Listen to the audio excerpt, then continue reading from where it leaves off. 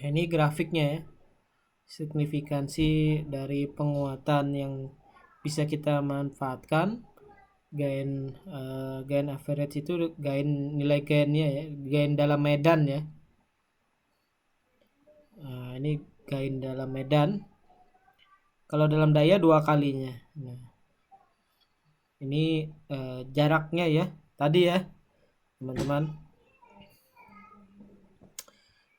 Ini hasil resultannya ya, dari gelombang yang diradiasikan berdasarkan jarak terhadap reflektornya, maka berubah superposisi terhadap destruktifnya ya. Oke.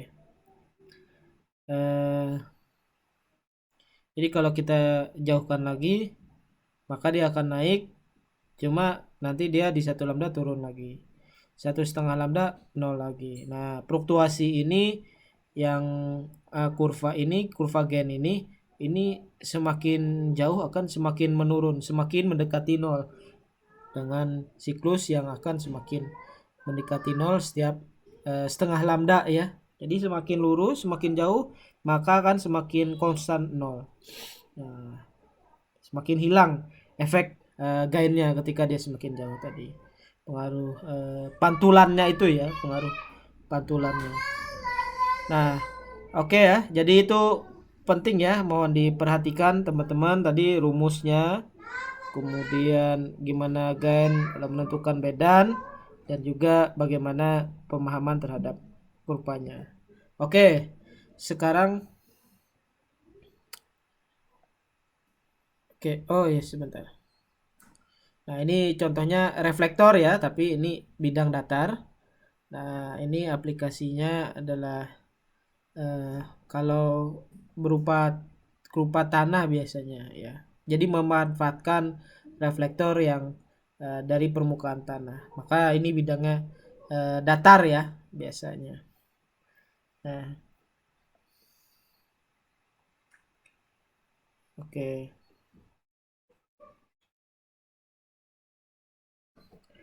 Nah, ini kemudian selanjutnya antena reflektor yang menghasilkan suatu sudut ya. Jadi dengan memakai prinsip bayangannya tadi, maka satu buah antena dengan reflektor bersudut 90 derajat dalam hal ini contohnya ekuivalen dengan susunan antena 4 buah. Nah, kalau tadi lurus ya, kalau lurus tadi sebelumnya reflektor lurus itu adalah seperti 2 buah antena seperti pencerminan. Nah, sedangkan kalau untuk antena dengan reflektor sudut ini, maka dia menghasilkan seperti 4 buah antena. Nah, jadi ini menyudut bukan 180 derajat ya. Nah, jadi yang biasa dipakai itu sudutnya 90 derajat. Jadi penampangnya seperti ini ya. Ini penampangnya. Ini antena ini di tengah-tengah sudut antara bidang pantul antara lengan atas dan juga yang lengan bawah. Ini menurut konsep bayangan berarti kan dia memiliki 4 buah bayangan, dua berarti kan ada 2 buah bayangan, jadi dia 2 maka dia menjadi 4 buah. Jadi sama dengan analisis jaminan antena yang terdiri dari 4 elemen, 1, 2, 3, 4. Jadi antena ditempatkan suatu bidang reflektor yang sudut 90 derajat akan setara sama dengan memiliki antena susunan terdiri dari 4 buah antena. Ingat, di modul 2 kita sudah melakukan analisis, mengkaji pencerminan dari pemantulan antena. Kalau di bab 2 kan antena biasanya kan linier ya, kolinier ya kemarin. Nah, di sini kita susunannya berbentuk dari berbagai bidang, berbentuk bidang ya. Satunya di kanan, satunya di kiri, satunya di atas, satunya di bawah, bukan berjejer secara garis. Nah, ini tentu ada perhitungan caranya.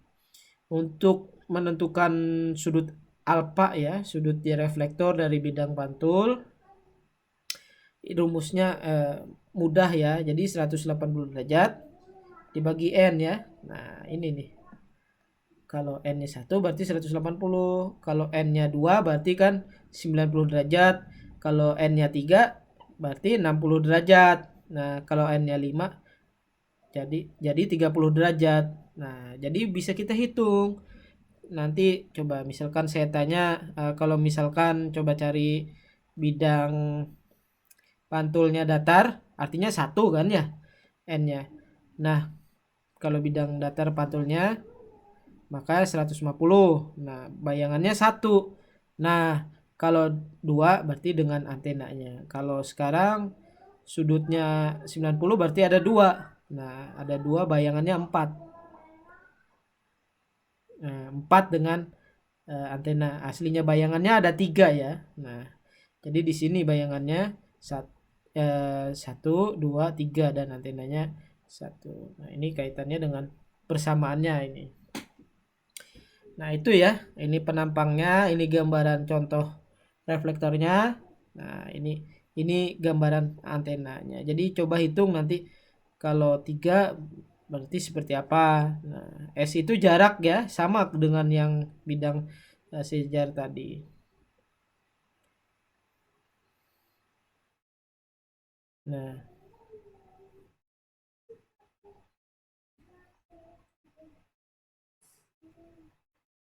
oke. Nah, ini gainnya ya. Jadi dalam untuk menentukan gainnya misalkan tadi sudutnya 90 derajat yang tadi, maka seperti ini.